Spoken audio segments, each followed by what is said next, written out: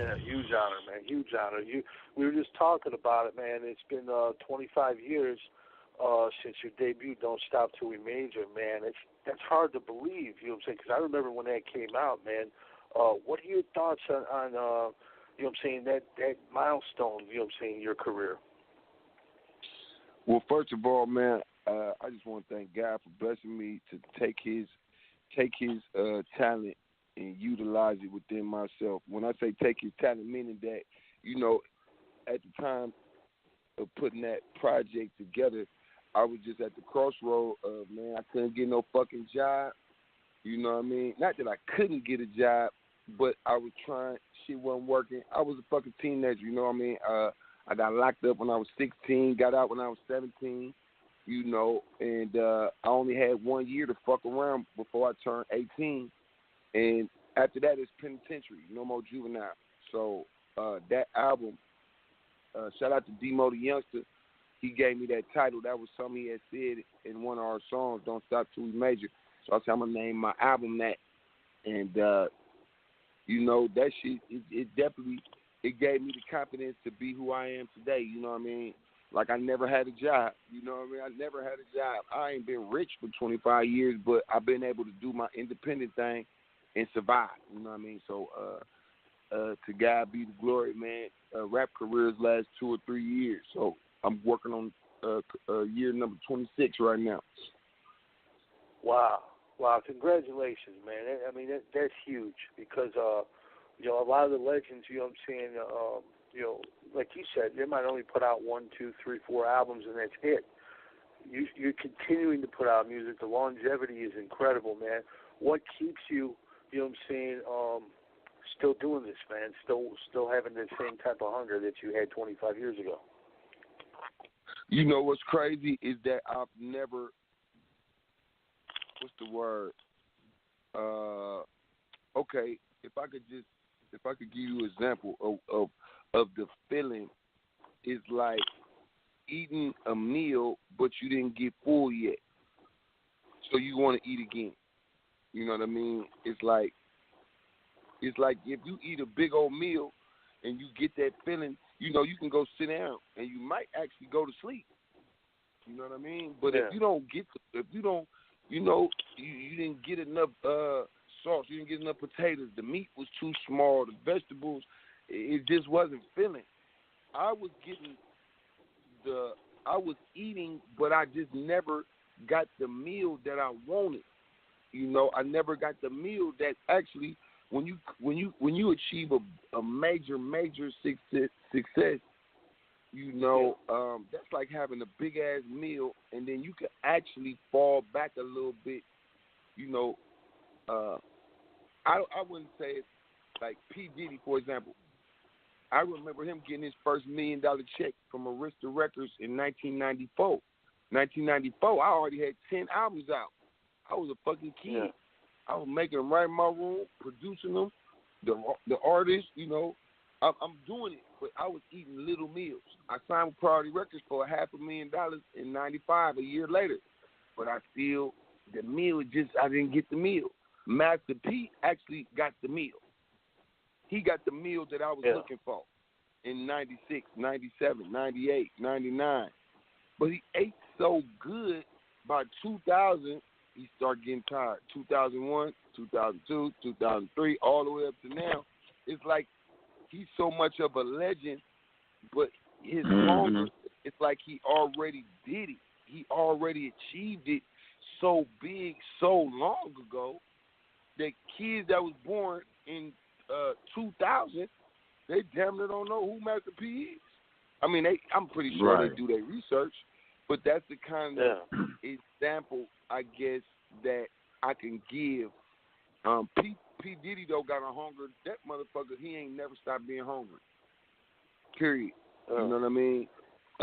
Dr. Dre, for example, he achieved so big, but he still had rap desires with the Detox, and at a certain point, his other shit got so big, he was like, man, fuck this shit because I don't want to put this shit out because I can't feel it.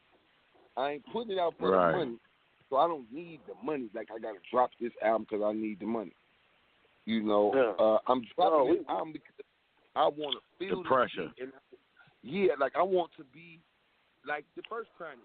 He had something to prove, and it was a feeling. Like me, I don't make no album or make a movie without the feeling. But what keeps me going the way that I'm going is because I still have rap dreams from '92. Right.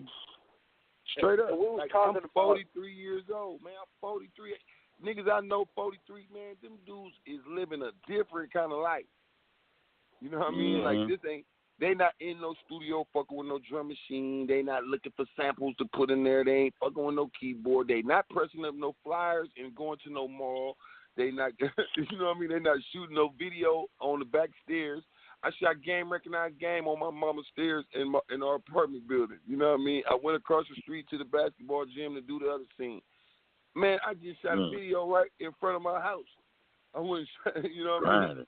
Hand in the pot. You was one of the blueprints, man. You was one of the guys that really kicked it off. You know? And the way we was talking about, too, before you called in, Jay, we was talking about, you know what I'm saying, how instrumental you were in other people's success. You know what I'm saying? Like, I remember, you know, in the Murder Dog, the game, he was putting out, you know, albums and doing a lot of work with you before he got with Aftermath. You discovered the game. You know what I'm saying? I mean, and he went on to do great things, man. What was it like seeing him go to the next plateau? It was a blessing, man, to know my hands got something to do with it. It was a little bitterness in the lack of credit and lack of kickback in terms of the support that I needed as an independent. Once you get with Dr. Dre and the machines and all that, just a few days around that shit, I would have been able to translate that into a power play that, you know, would have been big for the Bay. But once again, you know, Master P sat in my mama's curb kitchen. this shit. Yeah, Master P sat in my mama's kitchen to learn how you put all these goddamn albums out. Man, what studio equipment you working with? Who doing your graphics? Oh, man, Funky Fat Graphics, man. Such and such, Cable Conte doing my photo shoot. Take it to them, let them do the graphics. This how, you know, you get your next artist, put the picture on the inside of the cover before you, like, all that training.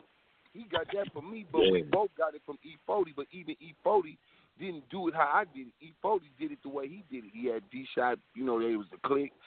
He had a sister, Sugar T, you know, Beetle G. Like, that was the blueprint I was following. It was E40 in the click, and then Dr. Dre and Aftermath. I mean, the Death Row. Them was the I wanted to be Dr. Dre, Suge Knight, and Snoop Dogg all in one. That was my goal. So when you see Players in the Game, that album was my effort to do that. I'm the producer. I'm the engineer. I'm the executive producer. I'm the rapper. I'm the manager. I'm like, you controlled all that shit. Team. I damn near would have did my own graphics if I'd have knew how to do graphics. You feel me? Right. So watching Game, me telling Game before anybody in the whole world, hey, bro, you rapping right now, you ain't got no beat, you ain't got no demo, you ain't got no photo shoot, you ain't even got a MySpace account back then. Boy, your bar so nasty, nigga, you the next nigga for the West Coast. And boy, goddammit, I'm finna push the line. I can't make you no promises of major label success, but I can promise you that it's gonna be an uphill climb, and we're gonna get every dollar we supposed to get as independent. When I found him, I just finished doing an album with Daz Dillinger, 2 albums with Daz Dillinger, who was stuck on Death Row and couldn't get a budget to do his next record. I'm like, man, fuck Suge, nigga, come to the Bay, nigga, watch what we do.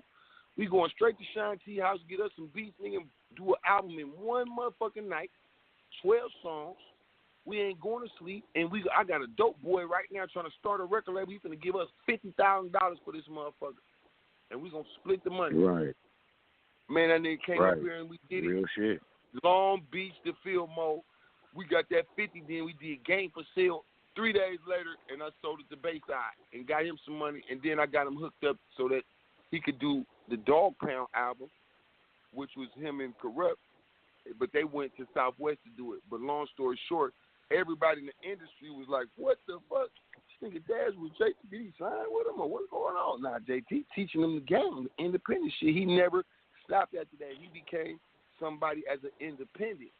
So Game seen what I did for Dad, so he was open to come back to the Bay with me. And, you know, it's crazy that I predicted it. I said, boy, you the next nigga. Boy, your bar's so nasty. You got the Compton look. You're talking this L.A. gangbang shit, but you're rapping like you're Fabulous or Shine or somebody. You got some bars like them boys out there. Your patterns is from out there on the East Coast. But your lingo is from out here. That ain't been done yet. So, boy, if P. Diddy found Shine and gave him $1 million, shit, I ain't got $1 million. I got 10,000, boy, and I'll pay for everything.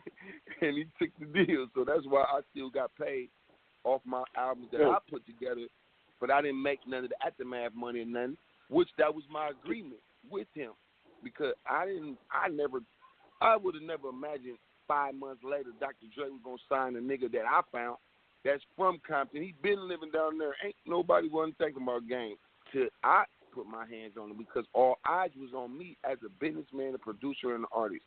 So when Dr. Dre got him, and then 50 Cent, you know, stamped it, and he went into the G Unit, it was a blessing because everybody knew I didn't get famous for it, but I got infamous. I was infamous.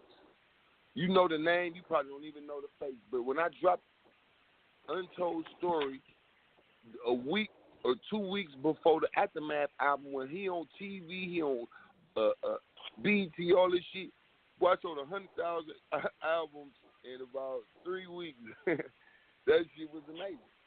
So, you know, it worked out. You know, I remember that. You was moving crazy units on that. I had it all the way out here. Yeah, I had that album all the way out here in Pittsburgh, man. That album was everywhere. But, yo, didn't Suge Knight try to sign the Game back then? Well, I could. Once I did that album, a lot of people were trying to get him. P. Diddy wanted him. I remember Game said that in one of his songs, and then like there was like a story somewhere out there about Suge and Game tried to hook up, but it didn't work out or something. I was just wondering. No, Suge didn't try to get with Game until he was on Aftermath. Oh, okay. Yeah. Or if Game could have got with Suge before me, he would have did it. Yeah. But definitely. You know what blew the profile of who the Game was is because Nas and Jay-Z was Nas had dropped the Ether, Jay-Z dropped whatever he dropped. In the midst of all that going on between Nas and Jay-Z, that shit was so big, and I fuck around bought 8 Nas songs from somebody from New York. My people got a hold to it, and I did QB to Compton. They called it a mixtape. To me, that was an album. If I got Long Beach to Fillmore, let me do QB to Compton with Nas' face, but I'm going to paint my artist's face. It's my artist, you feel me? But Nas didn't have nothing. I mean, Gang didn't know Nas. My people knew Nas that connected with my other people, and then I got them songs, and from there, I blended that project together, and that motherfucker became a masterpiece that got the buzz going to get him signed. That's why Dr. Dre and them signed him so fast. Like, how he affiliated with Nas, and he from out here. They didn't know that JT the one done that, even though it says JT the Bigga Figga presents QB to Compton. Like, you know what I mean? Yeah, because Nas was signed. Everybody knows he was signed with Dre, with the firm. You know what I'm saying? And Dre was seeing this. You know, I know you're telling the truth because I remember the Murder Dogs. I remember seeing the ads in there. You know what I'm saying? I was like, wow, man, Queensbridge to Compton. This is a dope thing because this was, you know, a good East and West collaboration. And that was my first project under Black Wall Street. And Black Wall Street was set up to be something from what the original Black Wall Street was, which was since white America didn't want black people in their area, Black Wall Street started in the Greenwood District in Tulsa, Oklahoma, in the 1900s. And they were forced to do everything themselves. I guess out there it was so racist that the white people out there didn't even want no black man money. They didn't want you even walking through this motherfucker. Don't come over here. They didn't want nothing. They didn't want nothing to do with black people. So black people in other parts of the country, white people still would accept the money. You know what I mean? You can still come eat at this restaurant. You got to eat over here, though. Out there, they like, boy, you can't even eat in this motherfucker. So they began to pool their resources and say, fuck it, we got to make our own restaurant. We got to make our own bank. We got to make our own everything because we ain't accepted. And became the most successful black community in the whole United States, which led to the first American bombs being dropped on American soil was right there from crop duster planes, dropping them bombs on all that property, burning that shit down, 3,000 people dead, 24, 48 hours. So when I learned that story from Minister Farrakhan, I said, oh, man, Black Wall Street, that sounds like what we doing. Shit, boy, I couldn't get no deal. Capitol Records ain't called. Interscope ain't called. I done sent them the shit. Def Jam, they ain't called.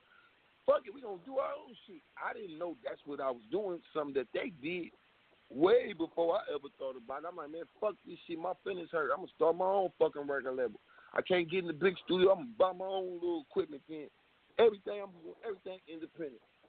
I'm gonna use God-given talent, and I ain't never gonna be broke. Even though I'm gonna be broke, but I ain't gonna be broken. I might be fine. Yeah. I'm gonna be. I'm just financially disrupted right now. And then I say, instead of saying I'm broke, I'm going to say I'm in between transactions. I had some money. I ain't got nothing now, but I'm going to go get some.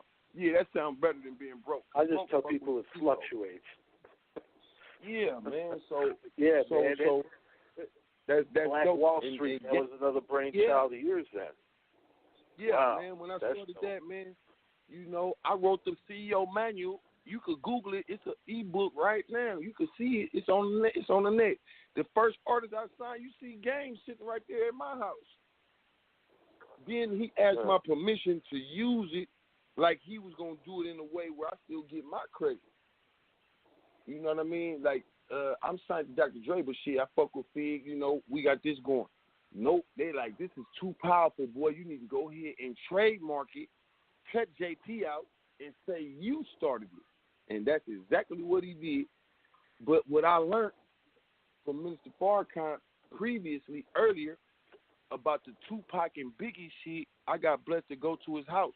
When Biggie got hit, all the rappers like Snoop called Minister Farrakhan and said, man, we need to set up a meeting with the artists because this shit about to get out of hand. He knew he was next on the fucking totem pole. And I ended up getting blessed to go to that meeting. And he said, man, let me tell you, brother, something. Allowed these brothers, Tupac, as powerful as he was, and Biggie, with all this influence and potential money and the potential power to change the world, to die the way they did. So when y'all get there, in the positions that these two brothers got to, you don't make the mistakes they made, because this is an example for y'all. This going to be life for y'all.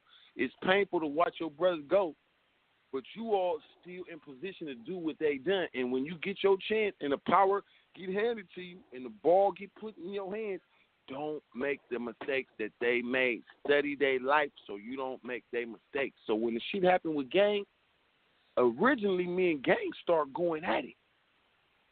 And when we start going at it, it was over him using Black Wall Street, saying it was his.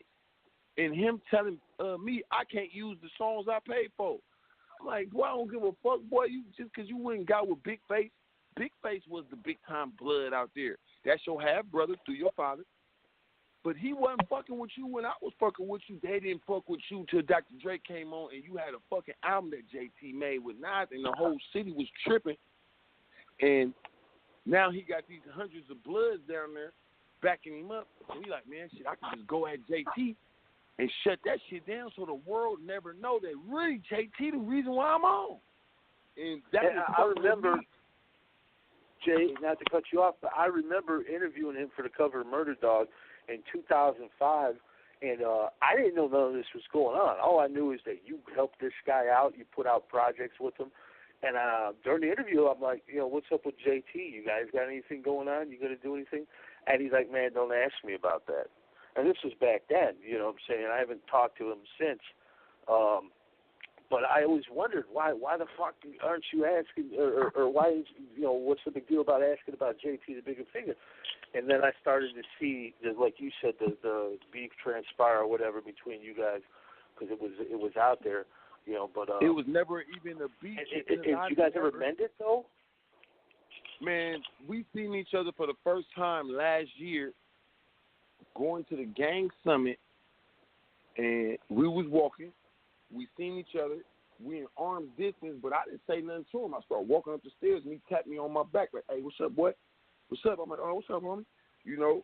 Like my thing was, I'm not gonna give you the power ever to make you think that I want what you got, jealous of what you got, or even mad about what you did. Boy, I'm still independent. Boy, I own hundreds of albums, boy, and I'm still waiting my turn to touch the top of the mountaintop like he did. But now he on the other side of the mountain. He did what he did to me, to 50 Cent, a critical fuck up in his career. He did that less than 8 months of being in the G unit. You going at the head nigga that got your budget approved. Dr. Dre left you on the shelf because you didn't have no swag behind you. You just had a fucking good buzz off what JT did, and then you had to sit until the G Unit shit came available, and 50 Cent agreed to put up the other part of the money, and that's when his budget got activated, and he got the Jimmy Iovine stamp, he got the Eminem stamp. You know what I mean? Me knowing all this shit, if I was still part of it, I would have told him, boy, don't you make that mistake. Boy, don't do that, boy. This nigga just blessed you, boy. How you gonna cut the hand off that fucking fed you? But he did the same thing to 50, and 50 never fucked with him again. Dr. Dre, still, network here and there, but it was just never the same like the first album. Even the next album, as good as it could have been, it just something wasn't the same. The next album wasn't the same. All the way to now. Now, I didn't wish that bad on him. He had to learn this shit. See, if he got discovered 2002, by 2012, that means he got 10 years in the game. 2005 is when his album got approved. So 3 years and you start your career from doing your first demo, your first song, you got to deal with Dr. Dre within 3 years. And the album is out. So at 2002, I just did my first 10 years. By 2012, I'm at 20 years. You see what I'm saying? But my drive comes from the independent Black Wall Street shit. What's that, Fig? Boy, I ain't never going to stop till I go on the ground. The fuck? Because my client ain't just for me. It's for the poor people that watch me. For the man who can't get the job. For the man who want the record deal, can't get it. I'm teaching everybody, fuck that shit, boy, we going independent. Dope dealers wasn't talking about starting no record label till JT said, get out the game with the GLP album. Straight out the lab. Boy, we ain't selling dope no more. Boy, what? That shit, what the fuck I'm finna... Well, an ounce of dope costs $1,000. But I can make this album and press 1,000 CDs and get 8,000. You finna make 2,000 off an ounce of dope and get cute to go to jail. But boy, I just made $8,000, boy. I'm going to City Hall Records. They're giving me $4,000 up front. I'm going to Jason Blaine at Music People. He giving me $4,000. I got 2,000 CDs. I got $8,000 back in my motherfucking pocket, and I just spent 2 bands and made the album for free. I'm explaining the scenario, teaching the scenario to the masses, whoever my fans was. I say, man, y'all not my fans. We are networkers. We are supporters of each other. Yeah. Because a fan ain't going to do nothing but just be a fan. But I'm like, let me turn my fans into supporters and business people so that they could be experiencing this joy that I'm having. Because, boy, I got told no so many times about jobs. And, I ain't like I went on hella job hunts, but because I had rap dreams. But I'm like, I need a job to get some money because I don't want to sell dope. I don't want to rob. I don't want to steal. But, you'll do little illegal shit here and there to survive if you from the Bay. That was part of the best part of the normal life. But I seen... And you wrote a book, didn't you? Yeah, my book called Black Wall Street CEO Manual, 2002. Yeah. I put the book out in 2002 when I discovered Game. He was the artist, my first investment. when y'all finish this, Google it and look at all the people in there from Russell Simmons, P. Diddy, Nas. I got Nas chain back for him when he came to Frisco. Masterpiece shit up in there. The original pictures. That book tell a whole story, and that shit is that's crazy. That it's damn near, what's this, 2017? That's a lot of years. 15 years. That's 15 years. That's 15 years right there. For the that book. shit Been flew by, but it didn't really fly by, but it really did. Because I'm still working on, I just dropped a new book. I just dropped another one. That bitch, and that CEO manual back then cost $100. It had every record store that buy music, had the major label numbers in there. The DJs, it was chapters that I gave, plus resources on the inside for those who want to follow me. Instead of being a fan, buy this book for $100.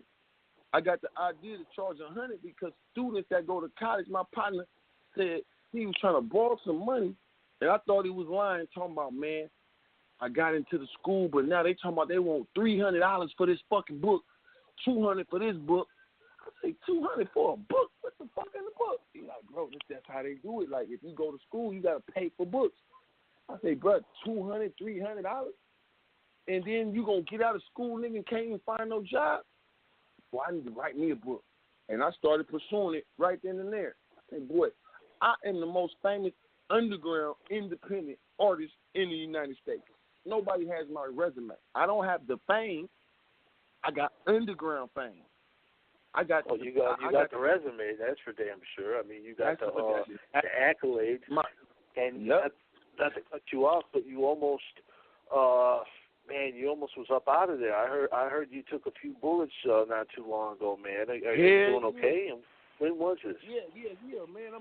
I'm back on my feet, man. Yeah, I was almost gone, man. I got hit with the AK-47 point blank range, man. They tried to go for the gusto on me, man, and I just wasn't cooperating, man. You know, that was the second time I got shot out here in Atlanta. It's a jungle. I ain't get shot till I moved to the South. I ain't had to shoot nobody till I moved to the South. So out here, I've been gun busting. You know what I mean? You shoot at me, I shoot back. We shooting at each other. It's gunplay.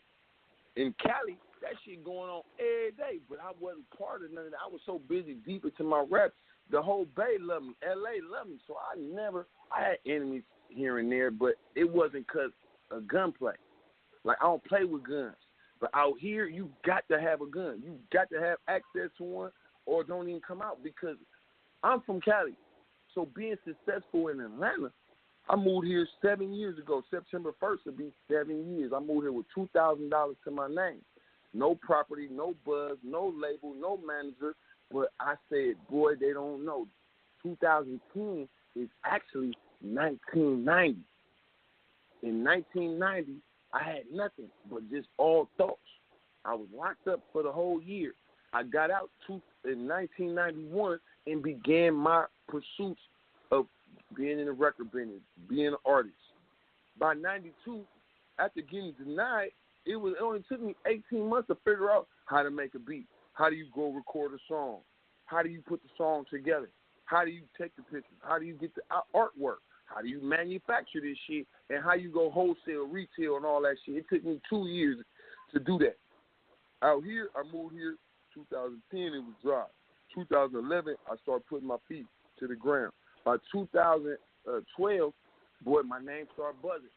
By 1993, I dropped Players in the Game. By 2013, I dropped 5 albums out here up under the name Fig Panamera. I switched the name and everything. By 1994, I had labels calling trying to do business. By 2014, I did 10 movies in 1 year. I'm killing Atlanta. I'm straight independent game. You feel me? By 1995, I signed with Priority Records. By 2015, I start Trap Flicks and do me a $2 million deal. Independent. I got the first all-independent streaming movie service in the whole United States and the world that got nothing but urban, ghetto, fuck nigga movies. Killing dope, then arriving, Snow on the Bluff type shit. I signed Curtis Snow, and I just switched products and added products. You see what I'm saying? I'm from the Bay. I got to prove I'm somebody out here. I ain't got no backup. Now the whole Atlanta backed me up because I helped put the Migos on, Future, Young Thug. Check out the early promotion who was doing that shit first. It was JT. California didn't know about no Futures and Gucci, not Gucci, man, but the Migos, YFN, Lucci, all these dudes you see popping now. JT did their promo. Damn, JT did the first songs with him. Wait a minute, Gucci got an album with JT. Wait a minute, Future got an album with Fig. Damn. Wait a minute, Young Thug got a whole album with Fig. Damn, I didn't even know that. Yeah, boy, I'm from the Bay. Boy, my name's JT, the Bigga Figga, but that name carry weight. But Fig Panamera is what they call me out here. You see what I'm saying? Because I had to build a brand new face. I didn't want to continue to build on the same JT face from back then. I already killed it as JT. Now let's see what Fig gonna do. If I could find a new artist named Fig, which is really me, if I could bring that name and make it have some power, then JT a cold motherfucker. You got to give that boy his prop. I own houses. I got property out here. I'm on now.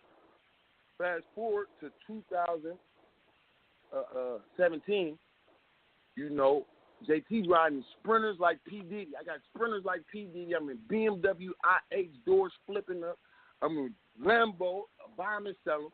I'm in Porsches. I'm in Beams. The streets start hating out here. Like, boy, this nigga done got too strong. He done came up and I ain't up. So the people who shot me were some people that I helped before. But then after my success, it's hard to watch somebody pulling up in new cars back to back. So on this particular day, they just felt like, well, you know what? You don't have to try to rob this boy. I know this nigga got at least 2,000-3,000 on him. He got something that we finna take. And when somebody that you got love for and that you didn't help and serve before sneak attack and do something underhanded, it hurts you more than the bullets hurt. I was hurt more about what they attempted to do than how much pain the bullets get. You feel me? The look on my, that's why I wasn't listening. They pointing these AK. I'm like, man, what? Boy, I done fed your mama, nigga, your kids. Nigga, I done brought your kids to my house.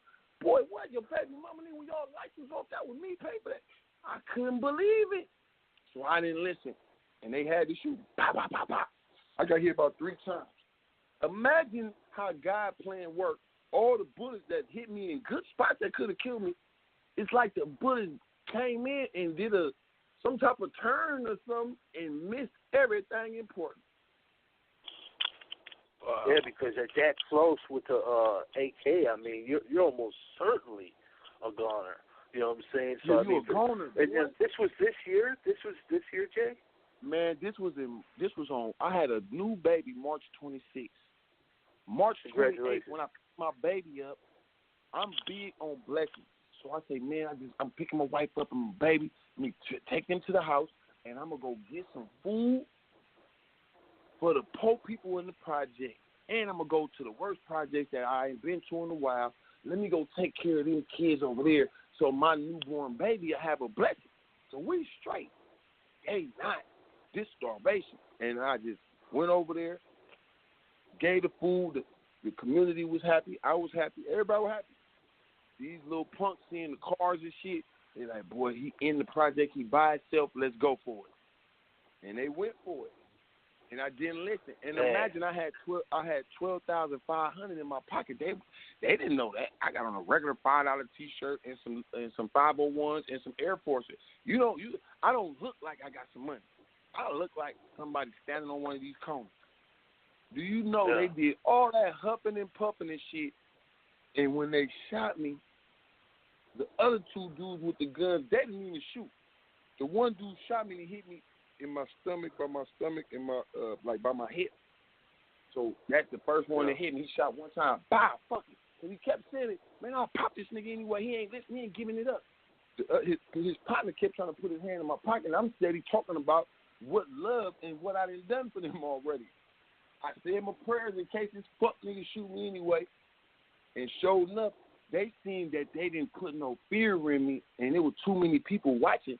He had to shoot. So when he hit me the first time, that already means it's a possibility this boy finna be dead right here. Then he hit me some more. He hit my leg, skipped my arm. Pop, pop, pop. Do you know these motherfuckers forgot to go in my pocket forgot to go in my car, take anything. They ain't even go in the car, nothing.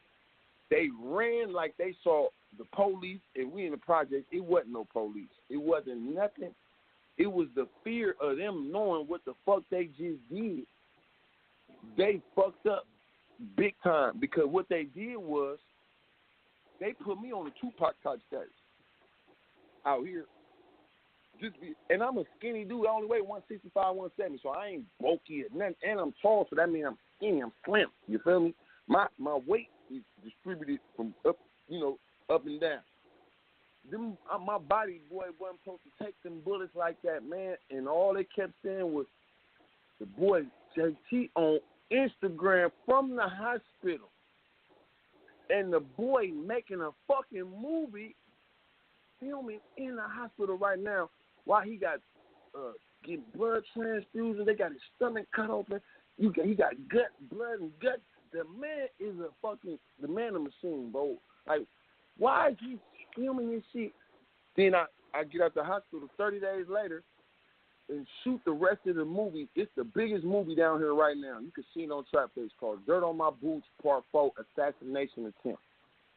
It boosted my status so crazy. I say, look how God works. While I'm trying to feed some people, these fuck niggas try to take my life, but God didn't let them, man. The bullet ain't controlling nothing. The gun ain't controlling it, man. It's the person who gave us all life. His name, God himself. And they just didn't get approval to take my life. Man, I'm standing up on my feet right now, boy. I got a little limp, right? Because my leg broke. When them bullets hit my bone, though, that bit, I heard it snap. When a bullet hit my leg, I heard that motherfucker and watched my leg go dead. Man, I'm on my feet right now. Man, I'm damn near finna be able to run in a minute. I could walk. You can't feel that I got hit. My stomach almost healed up all the way right now. I got a little bit of scab right here. The bullet hole that I'm talking about, you could put a golf ball inside the hole. That the AK 7.62 bullets is nasty. Man, that motherfucker so big. I'm trying to figure out how they gonna fill this motherfucker back up. Little did I know the human body fill its own self up. They got something called I'm seeing a picture of this, man. This is crazy. You posted a picture. Man, you're so lucky, dude. I'm glad we're able to talk to you, and I'm glad you're here for your kid. Because, like you said, 2 days prior, your kid was born. 2 days earlier. I think that's a huge factor in the motivation of you surviving this attack too. Yeah, you know because, what? You're right, bro. You had to. You're right, bro. You had to survive. You're right, bro. You're right. Because you know what? I lost 80% of my blood in my body on the way to the hospital. They said I supposed to win in the shot. I supposed to at least passed out. The ambulance man keep talking about, come on, we got to get there because we losing them. But it's crazy how I never felt like I was dying. Like, he kept talking about, we losing them. I'm tapping him on the leg. Hey, boy, I'm here. Nigga, I ain't dead. Nigga, hold on. Nigga, I'm alive. Nigga, just get there. Nigga, but quit talking about you losing me. Nigga, I'm woke. Fuck that shit. I didn't know you can't drink water when you get shot like that. You can't drink water. Your body going to shot. My mouth was so dry. My tongue was so dry, I felt like I couldn't breathe. So that's when I was worried about more than anything else. Give me some fucking water or some ice to put in my mouth. They keep talking about, no, wait till we get there. They keep putting this air thing on my face, and I'm like, man, take this shit off, man. I need some water. I'm getting mad now. The police in there talking about, do you know who shot you? I'm like, yeah, Donald Trump shot me. the motherfucker, asshole, who shot you? Man, he was white. He had yellow hair. They're like, man, open the door. Let me out. The police got out. They wanted me to snitch on the dude. I'm like, man, I ain't doing that. Motherfucker don't give a fuck about me like you want to help me. They wanted to get the words from me in case I died on the way to the hospital. They had the info. So I fucked their whole little shit up. But it's amazing how, as bad as you would think that shit hurted, it didn't hurt the way I thought it would hurt. I thought you would be screaming and yelling, it's burning. It wasn't burning because the bullets went straight through everything. Ain't no bullet fragments in this I know, motherfucker. you can see, man, it's gruesome as hell, man. I mean, it looks like, I'm just going to be honest to our listeners, it looks like you got hit with Leatherface's chainsaw. I mean, it's just amazing that, you know what I'm saying, they missed the vital organs, you know what I'm saying? Man, imagine I get out and then shoot the movie and drop a new album, Cali Boy Down South, and shoot the videos. It's like, see, I seen your wounds now, so I know this life and death shit. I seen the blood transfusion. I seen the tubes in your nose, in your stomach, in your arms, and in your leg. Boy, how is you out here doing this shit? I say, well, I don't know, but I know God got something to do with it. And it ain't that I got a point to prove. It's the fact that I didn't wait. I stuck to what I wrote 20 years ago in Black Wall Street CEO manual. Man, when shit ain't going right, turn your pain into power. When disadvantages happen, boy, you have the power and the ability to make that shit pay you, boy. And I turned my shooting into an investment. And I use that shit to my advantage, you know. And if fuck around work, I got me some money off this shit for my movies. I dropped the album, got some more money.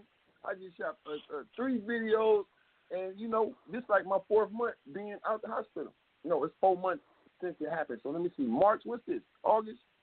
So what's that? March 28th. Yeah. Okay, so we got April, May, June, July, and now we in August. April, May, June, July. Yep, and now we in August. And right now, everything damn near healed up. And my mind is stronger, and I'm more safer now. Like, I don't even get access to people to me the same way I was. Because by moving to a new place, I had to be hands-on with the people and the natives. But some people is just deadly, man. Some people is full of envy. Some people is fucked up for a reason. That's why motherfuckers don't fuck with them. That's why they out there by themselves. Let them be there. You ain't got to go there. I ain't have to be over there with everybody in Atlanta. Hate these niggas over here. But I done shot 3 movies in the most deadliest place. I'm known in every project between the Bloods, the Crips, the GDs. The boy JT somebody in Atlanta because he the only one that can go to every project. I'm from here, Fig. I can't go over there. They can't come over here, and I can't go over there. But you got everybody fucking with you. So jealousy and envy, I just move different now. But I'm definitely on a bigger level. And when I say Tupac status, man, they shot Pac up. He ended up going to jail. So I'm sad about him getting shot. Now I'm sad he's doing time. But when Suge Knight built him out, he became my hero. And then a few months later, he was dead. And that took a lot of air out of my stomach. Like, damn, man, what the fuck? The fuck this nigga get shot? I thought he was going to live again. No, man. So that's the lesson I'm going to learn from Tupac. Boy, my success I'm receiving right now, boy, stay moving how I'm moving and stay fucking with my family and don't let my ego make decisions. See, my ego could have had me out here on a kamikaze mission right now, having a lot of people dead right now. Instead, I ain't did none of that. I did the opposite. Man, I fuck with my kids so much now, and my little baby girl, I just kiss her every day because when she would come to the hospital, I'm like, damn, they say when somebody born, somebody die. And boy, I almost was the one that was gonna be dead. I said, literally 2 days later. 2 days later, imagine that, man. Imagine what my wife was going through. Imagine what my family was going through. Like that shit, I hate to see them go through it. But God made me tough though because I never shed no tears about that. I never begged them boys for my life. I never put my hands in the air like they said. I didn't get on my knees and put my hands behind my back. Nigga, you ain't finna execution me right here, boy. You gonna shoot me like a man. Fuck that shit. I'm still from California now. I watched a lot of people die in California. That's why I left that motherfucker. My friends start killing my friends. Death ain't fucking pretty, man. Death is ugly. Watching a man gasping for his last breath right here in front of you. His body twitching and shaking. He only got shot with a 9mm. I got shot with an AK-47, boy, and I learned from them. Don't panic. Stay still and breathe in through your nose and out your mouth. And, boy, if God with you, you're going to survive. Don't panic, though, because you're going to make your blood come out quicker, too. Your heart beating too fast. That shit saved me. And I was thinking about my baby, thinking about my family. That I just dropped them off. An hour later, I'm getting shot. Now I'm almost dead, finna be back at the hospital. Watching my wife had a baby, squeezing my hand, yelling and screaming, watching her go through this pain. Like, damn, man, I wish I could take the pain from her and put it in me. Boy, you finna get your, you about to get your request. Because in 48 hours, you about to be going through this same shit. So that's giving y'all that story right there. That out of all these years of different things, the good that I attempted to do in God's name, it paid off for me, and that is clear. You know, because them AK bullets, they don't miss. Like, you can get shot in the leg with that motherfucker and still die. Yeah. Let alone in your fucking body. So I got shot in the body and the leg. Man, I tell you what, that is amazing, man. Amazing you're here, and I'm glad that the injury was minimal too, because something like that, like you said, it could have been much worse, man. Death is almost certain at close range with 3 bullets. Man, we almost lost you. We almost lost Spice One, a few years back. Yes. And it's crazy too, because you survived the Bay, you survived Fillmore, Frisco. You know what I'm saying? A place like you said is known for people getting killed. You know what I'm saying? Many legends in the Bay are gone. So you moved to Atlanta, and then boom, it's right there. And on top of it, you were on a mission to help people. You were going to help feed the poor or whatnot. So it's crazy, man. But I'm glad you're here, man. Real talk, JP. No, that's real, and I appreciate it too. And I like to share that story, man. Like, the hard part over. So it's saying it to y'all. Every person is not slated to be shot. I wasn't slated to be shot. Success can make you slated to be shot. You could be in your city going to the fucking gas station, man, and some punks in this car see your car, see your rim, see anything that they want. Every city is doing it, so everybody got to move precautiously. Move with precaution. Be aware of your surroundings, because it can happen. So me sharing my story make people just be on their shit a little more. You could go work a regular 9 to 5, go home with your kids, and go to church. That's your blueprint this every day. But you can still get your ass knocked off in the streets of America if you're living in the wrong city. Not wrong city. If you living in a city where you got starvation, because white boys rob it too. Mexicans rob it, Filipinos, Samoans. Blacks is doing it, but it ain't no color line on crime. Ain't no color line on it. Hell nah, man. Ain't no color line. People is actually, man, they funding getting cut. You're getting cut off Social Security. You're getting cut. Medicaid getting cut. If you got kids and so many things get cut, what is you gonna do? You're not finna be. You're gonna have to. You got to resort. And that don't mean you gonna go out and rob. That don't mean you gonna do that. But if it go for a certain amount of time, at a certain point, you gonna be okay with taking some in some form of fashion. Whether it's white collar, black collar, red collar crime, I don't care what collar. You finna fuck with something, but you're not going home to your wife and kids, and that bitch hungry, lights finna be cut off, 3 months behind rent, and your family ain't helped you, ain't no government assistance, you ain't got nothing else to sell. What you gonna do? Boy, I'm gonna do common sense shit. I'm gonna try my best to do the right thing, but if I gotta do the wrong thing, I'm gonna do it. Period. And some people gonna do the wrong first. But I'm watching good American wholesome people that you would consider good American wholesome people, bro. Blacks and whites, Mexicans, Samoans, Arabs, whatever. They making decisions based upon the need of what the fuck they family going through. And hearing a baby cry, your little baby or your little child keeps saying, "Daddy, I'm hungry." All right, son, we gonna just give me a minute. And you ain't even got $10 to go get no milk and cereal. You ain't got nothing else to take to the pawn shop. You ain't got nothing to sell. Baby, what we gonna do? Call your dad. Your dad? Nah, he ain't got nothing. Damn, let me call my partner. When them things run out, man, you might just go to the store like I did one time. This was in 2004? No, 2003. Man, I was watching my baby hungry. My girl was like, "Baby, what we gonna do?" I ran out of everything I thought I could do. Boy, I was so mad. I started thinking about slavery and what the white man did to me. Boy, I said, fuck that shit. I'm finna go straight to Safeway, and I'm finna fill my motherfucking buggy up. and I'm finna get that buggy to my car. I'm gonna leave my car running right here at this front door. I'm gonna act like I'm getting some dog food right here by this door. And if I don't see security, I'm finna load my back, pop my trunk. Nigga, I loaded that motherfucker up and peeled off. I didn't get chased or nothing, but I came home with 2 weeks worth of groceries. And when I got some money, I went to that store and I dropped them $200 at the store. She said, "What this for?" I said, one of my friends, they didn't pay for something. They just told me to come. You know, I don't know if they put it in the cash register or not, but I came right there in front of the camera and, you know, took care of that business because I still want good karma. You can't take people's shit and then think you ain't going to pay a price. But about my kids and my family, I took me, bro, I don't know how much that shit was worth, but the whole buggy was filled up and they were slipping. I got 4 things of milk. I got 4 boxes of cereal, 4 loaves of bread, hella packs of fish, hella steaks, hella corn, canned goods, a bag of rice, 2 bags of rice, and we were straight. So I just share that story because the best of us might make a bad decision at the wrong time, man. You know, so life is different shit you go through, man. I'm 43, man. These young dudes that's 17, 18 out here rapping, man, I'm out here doing albums in 4 days with no pen and pad. I ain't writing shit. Out here, they don't write.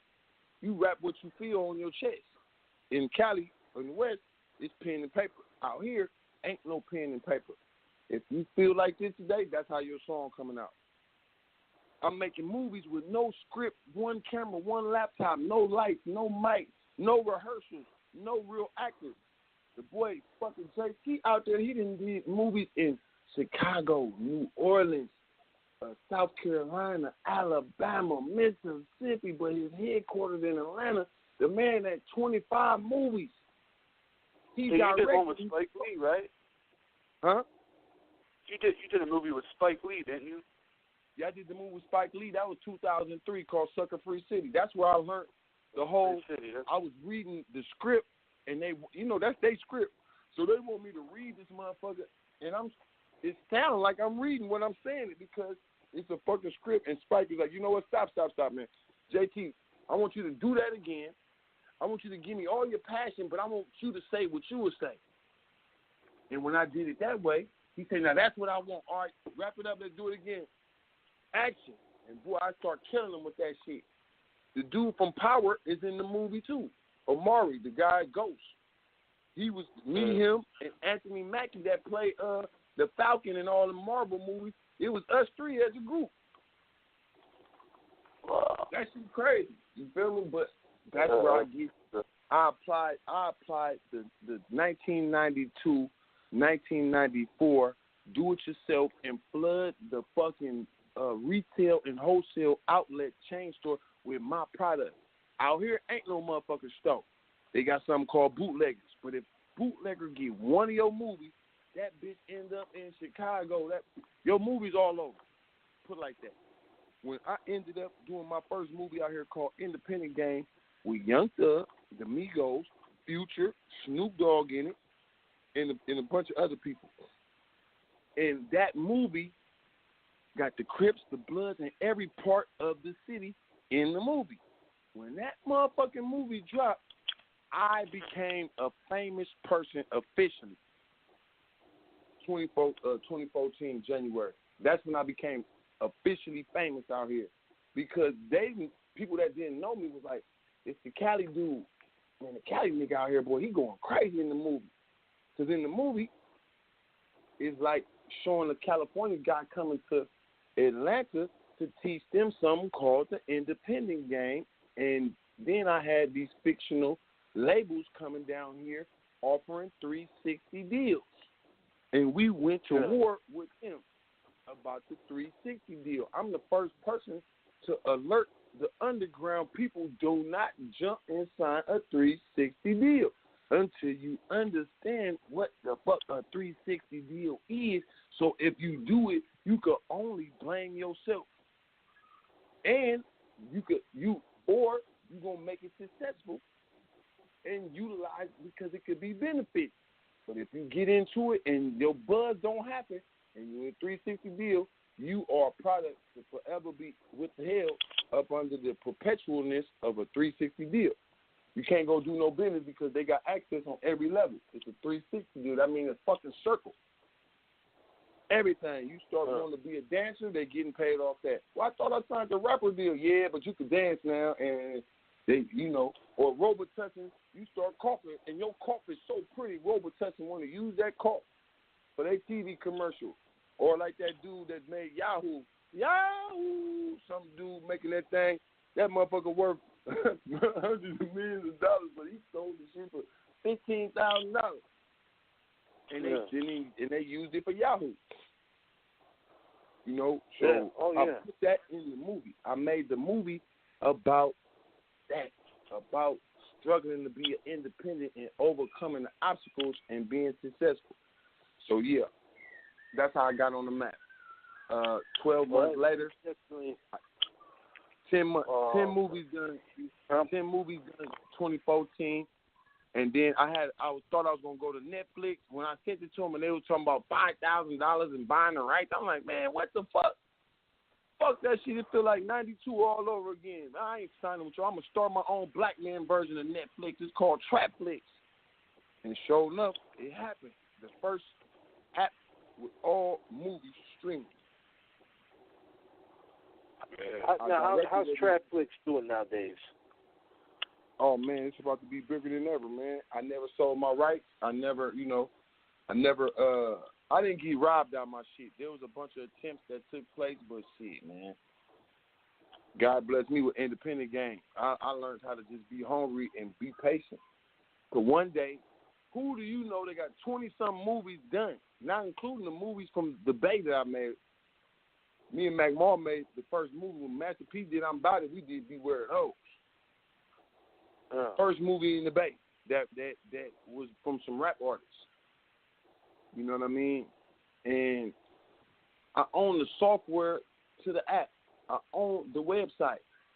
I own the trademarks. I own all the masters to the movies.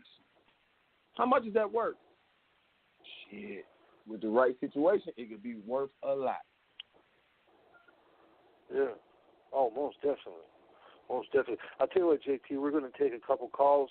Then I'm going to come back. I want to give you the floor, man, close out this phenomenal interview.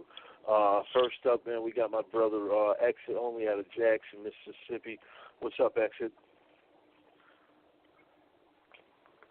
You there, brother? Yeah, brother, I'm here. What's going on? Oh, there he is. There he is. Hey, Exit. Yeah, man, we're just chopping it up with JT, man. I've been listening. Story, man. We're lucky to even be talking to him right now, man. Man, I've been listening to the whole conversation, man. Salute to you, JT, the Bigga Figga. Man, I'm from Jackson, Mississippi. Local artists around here, got a couple of things popping, and you've been inspiration to the whole independent, do it on your own zone. You was dropping albums like shit. Is it 2 or 3 of them? You know what I'm saying? So, man, I'm glad to see you still doing what you're doing. I'm sitting here listening to the game, soaking it up. I appreciate you being on the show and for the conversation. Keep doing what you're doing. Hey, man, I appreciate you, man. And quiet as it's kept, Jackson, Mississippi, man, we shot a movie down there called Crooked Letter Burning. I'm still sitting on it. Can't wait to drop it, man. It's crazy, man. I had to come to Mississippi. I just said Mississippi, and then here goes somebody from Mississippi. So salute to you and the whole city, man. Y'all keep pushing, no matter how dark it looks, no matter how much dryness that might be presented to you, man. It's gonna get better, man. As long as you keep God first and do it yourself, you know what I mean, and network with who gonna network with you. That is the formula. Real talk. And I appreciate that. Real talk. That means a lot coming from you, because it ain't just talk with you. You done showed it. Yes, sir, man. Yes, sir. So keep your head up out there, man. And shit, I want to see what you got, man. You somebody that might be the next. You know what I mean? Everything. So just keep pushing, man. Follow me on my social media, man. Trapflix Movies on Instagram. Fig Panamera on Instagram. Hit me with the DM. Let me know that's you. And shit, boy, I might be back in the city. So stay tuned. Man, indeed, we'll do. Yeah, he's nice, JT. For real, man. Exit Only is one of the best we got around here, man. Huh? The dude on the phone, exit only, he's nice, man. He's been doing it for a long time, man. He's one of the best rappers we got around here, man, for real. Oh, now, that's real. Hit me with a link or something. I might be able to bring something to the table, man. Hey, bro, you can always catch up with me by catching up with Prez. You know what I'm saying? Prez know how to keep up with me. So before you get off the phone, just ask him for that contact. He'll shoot it to you, and we can chop it up. I'm down with it. It's an honor. Okay. Shit. Yes, sir, man. I'm going to do. He's about to get your phone number right now, man. I'll let you send him some music. Yeah, man, Indeed. definitely. JT, I wanted to... That's something you want to ask him? Yeah, JT, before we let you go, man, I was always curious what this experience was like for you, man, because I actually don't know much about it. But back in 2005, you linked up with Rap-A-Lot Records to be the A&R Rap-A-Lot West. What was that experience like, and what can you tell us about it? Well, you know, it's crazy because I was a big fan of the Ghetto Boys and of Jay Prince, you know, as a godfather in this independent rap, because they was independent rap before, you know, they got their deal. They had to do it themselves. And when he signed Yuckmouth over there, I knew that they was just further expanding, you know, their empire. They expanding their network. They just keeping it going to the next level. So I knew at the time when I done that with him, he was watching me, like how you find the game. When I met him, you know, I was in Houston and we hooked up, and he was just, you know, he was proud of me of what I did with the game and how I kept my rights and how I just, you know, did the best I could do as an independent. And he was also interested in some of the music that I probably still had on the game. And instead of me doing that, it just went for me to start assisting with sending him other artists and other just resources as far as people who got something to offer, producers who got the artists, managers who got the artists. So A&R, and that was my first time even doing something like that. And it was only for a year when I did it. I didn't even really, we didn't keep it going because I had other plans. So I didn't, the whole being an employee type thing just didn't, shit. If he would signed me in 92, it would have been great. But 2005, I still had rapper dreams myself. You know what I mean? So it's something about a dream, it don't get old. And it's something about if your plate ain't never quite been the plates you could eat, or the kind on Thanksgiving, or the kind when wifey come home, wifey or your girl, she load that motherfucker up with multiple options of everything you like. You fuck around and eat all that shit. You finna fuck around and go to sleep in a minute. You know what I mean? Like you gonna eat that food, man, that you love, and then you put that head on that pillow. You can get you a good nap. I feel like I never got my good nap, and I definitely didn't get my good sleep. But I've been able to eat enough to stay energized, to still have faith in this shit. Imagine you used to be the man because you didn't have to have a major deal. It was thousands of record stores that I was doing consignment with or COD with. Imagine all the stores gone. Imagine that. You almost ready to give up. You know what I mean? Then I'm still trying to figure out how did we. Oh, Bayside, that's it. Bayside was the last distributor that I did a deal with that dealt with physical products. And I brought them motherfuckers 40 albums at one time. And in 6 months, they owed me $100,000. I was right back up. I said, boy, it feel like the priority days again, getting these checks every month now. Then that shit folded. Then they came out with something called digital distribution. And then that's what's been keeping me going since 2006 to now. I done made about $5-6 million off that shit. And when I say $5-6 million, it was, if you get paid every month, this month it's $1,000. Next month it's $5,000. Next month it might be back to $1,000. Then that shit start doing $10,000 a month. Then it start doing 25, 40, 60, 80 on any given month when they do certain digital accounts pay every 3 months. That bitch say 100 and something thousand. And these folks is actually putting the money direct deposit. I couldn't believe it. To this day, I still can't believe This the best thing that ever happened to the music business. Streaming companies. Then they got 100 streaming companies that pay you. If every company just pays you $100 a month, you fucking happy. iTunes streaming now. Tidal Records. I remember Beats by Drake. What they called that shit? I think it was called Beats. And they had their streaming service sending $2,000 a month. $1,500. When you own a catalog, that's when all this shit pay off. If you just got one album going through this digital shit and you thinking you finna change your life, that ain't gonna happen. But a guy like me who did over 100 and some albums, and that was in what year was that? About 2002 or 2002. In 10 years, I was over 100 projects that I put out. That's other people's projects, and that's compilations. See, compilations count. I'm one of the first people to do a compilation. What's that? Shit. In field mode, I went and got San Quinn, D-Mo the Youngster, Bushy Mo, Ivlo, Black Nate, and everybody get your own song. I'm going to make the beat. We're going to do it at my mama's house at my new studio, and that's a compilation. The next, as soon as I did that, a few months later, Herm said, that's dope, boy, you killed them, Fig. So I guess I'm going to do a compilation for San Francisco, and I want you to help me do it. I'm going to get you, RBL Posse, I'm going to get Cool Nut, I'm going to get, Selski, and we're going to do the Frisco compilation. The Master P said, oh, boy, y'all niggas killing them in Frisco. I'm finna do the Bay Area one. I'm going to get Sibo, I'm going to get Richie Rich, I'm going to get, see, it was an evolution. But I was the first. Yeah. You know what I mean? And it's the Murder Dog. No, not Murder Dog. 4080 put us on the front cover. And every time I see that cover, I say, damn, man, I was a fucking kid. I was a fucking kid.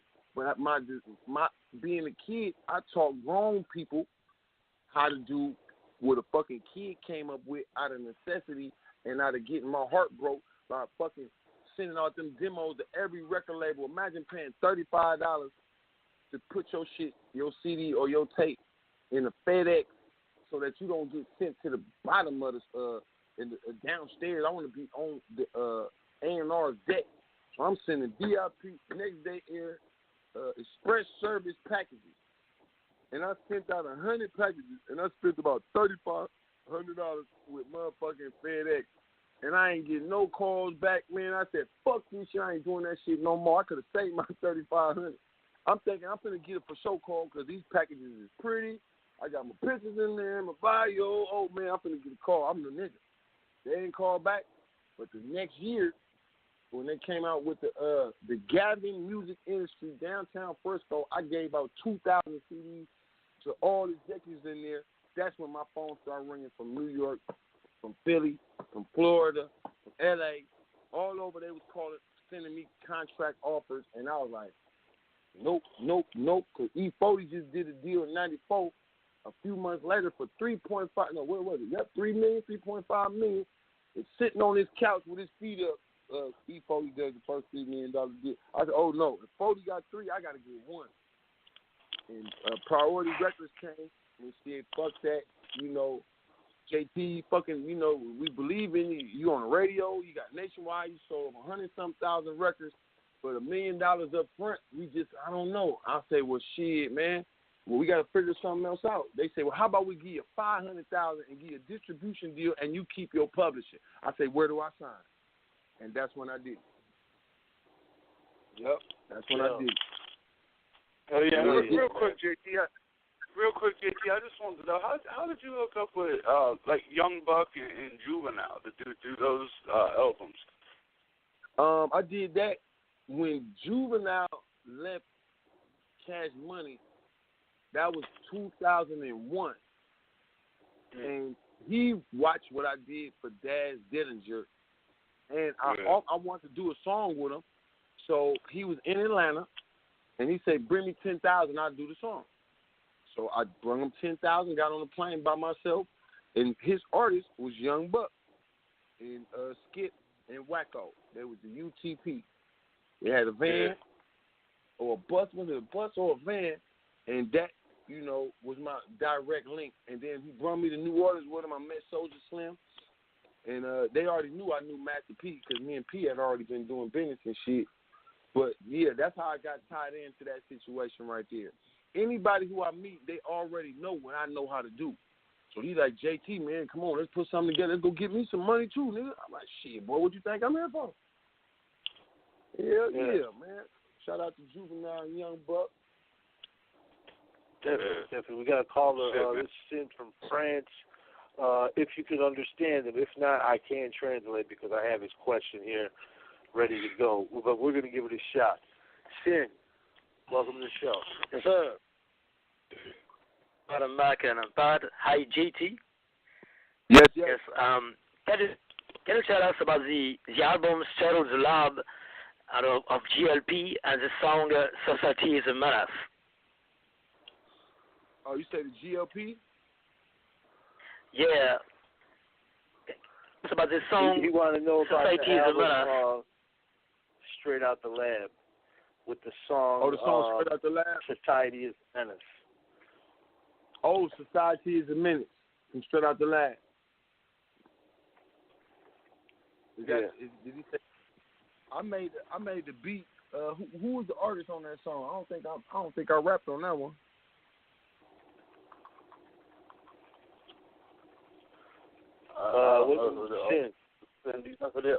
Sin, you know who the artist was? Remember that one? It's Straight Out the Lab. Is that the one you want him to talk about? I don't know. His phone just cut out. He's got another question though, JT. We'll go to this one. He wants you to tell him about the album Players in the Game and the song Game Recognized Game. Oh, he said he want to know about it? Yeah. I guess break it down for him or... Yeah, that was my first song that I got on the radio and did a video for, man. It's the anthem for the Bay Area. It featured Mac Moore. And yeah, man, I made that song in 93 at my mama's house.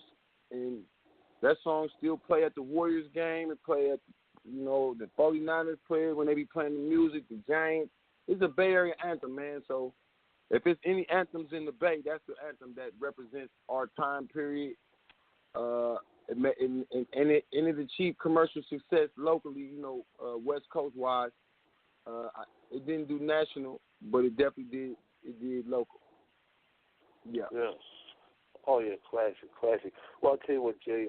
Hell of an interview, man. I really appreciate you coming on the show. Before we get out of here, I want to give you the floor, man. Say whatever you want to say. Promote whatever you want to promote, and then we're gonna leave here with the song "Extra Grams" off of your latest mixtape. What is it, Cali Boy Down South? Yeah. Cali Boy Down South. And they can download that, I believe, on Bandcamp and stuff. You said what song you wanted to play? The one I got loaded is called Extra Grams. We always like extra grams. Extra Grams is cool, but man, go with that Hand in the Pot, man. That's the one that's the new video I just dropped. That got all the sauce. If any song on there represent Fig Panamera and me right now, I would say that one. But Extra Grams is featuring two more of my homeboys from down here. It's just a different swag, it's something that they like down south. But if y'all like it, I love it. You know what I mean?